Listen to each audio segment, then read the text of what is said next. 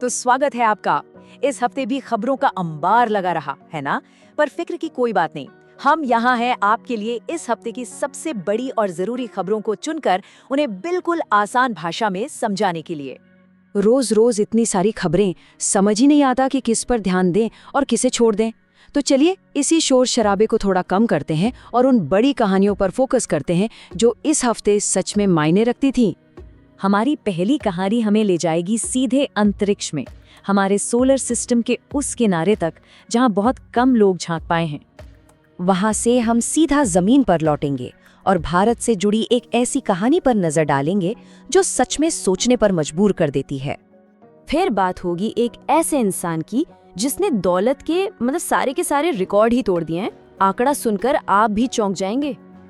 और हाँ, आखिर में स्पोर्ट्स की दुनिया से एक ऐसी खबर है जो इतिहास बनाने वाली है। तो चलिए शुरू करते हैं। ठीक है, तो सबसे पहले गोता लगाते हैं साइंस और टेक्नोलॉजी की दुनिया में। देखते हैं कि वो कौन सी नई चीजें हैं जो हमारे आने वाले कल को बदल सकती हैं। तो इस हफ्ते स्पेस की दुनिया में जो सबसे बड़ी हलचल हुई वो है नासा का नया मिशन IMAP।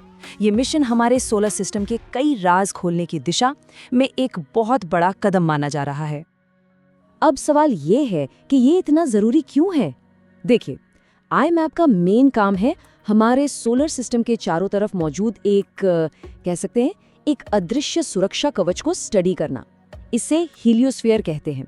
यही वो चीज है जो हमें सूरज के खतरनाक पार्टिकल्स और स्पेस के तूफानों से बचाती है। तो इस मिशन को स्पेस में एक ऐसी जगह पर भेजा जाएगा जहां से ये सूरज पर लगातार नजर रख सके। इससे फायदा ये होगा कि हमें स्पेस के मौसम की ज्यादा सटीक भविष्यवाणियां मिल पाएंगी।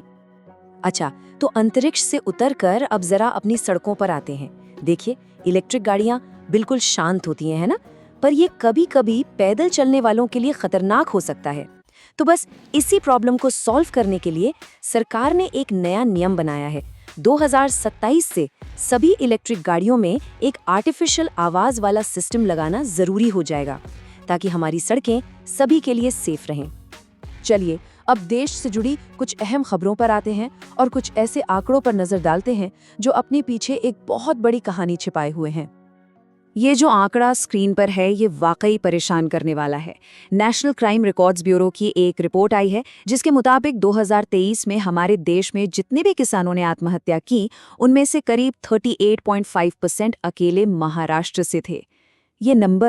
ये सिर्फ एक नंबर नहीं है, ये एक बहुत बड़े संकट की तरफ इशारा कर रहा है।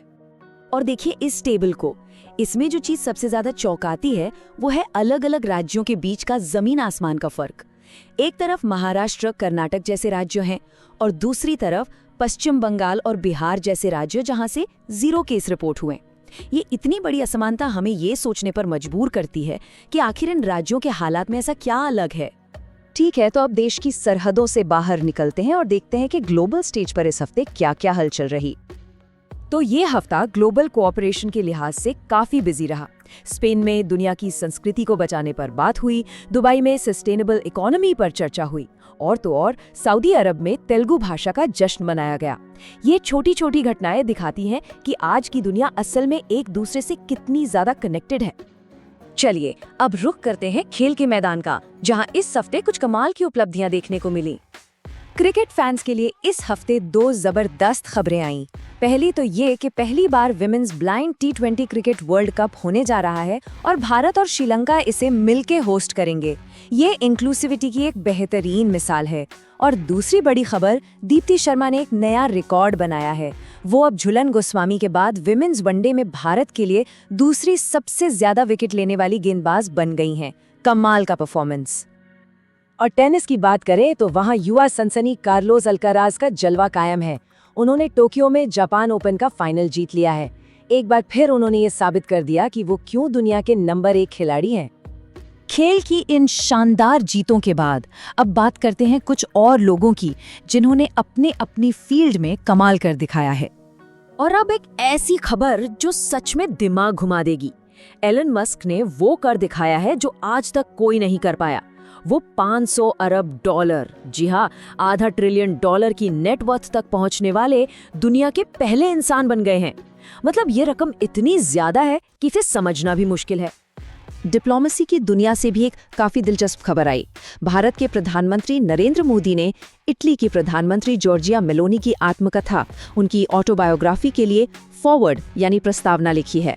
दो अलग अलग विचारधाराओं के नेताओं का इस तरह साथ आना इंटरनेशनल पॉलिटिक्स में बदलते रिश्तों का एक बड़ा संकेत हो सकता है। और जाते जाते एक और खास दिन की बात, इसी हफ्ते 5 अक्टूबर को वर्ल्ड टीचर्स डे मनाया गया। ये दिन हमें उन सभी गुरुओं को शुक्रिया कहने का एक और मौका देता है जो हमारी जिंदगी को एक सही दिशा देते हैं। तो आज हमने स्पेस की गहराइयों से लेकर खेल के मैदान तक और दौलत के नए रिकॉर्ड से लेकर कूटनीति की नई इबारतों तक का सफर तय किया।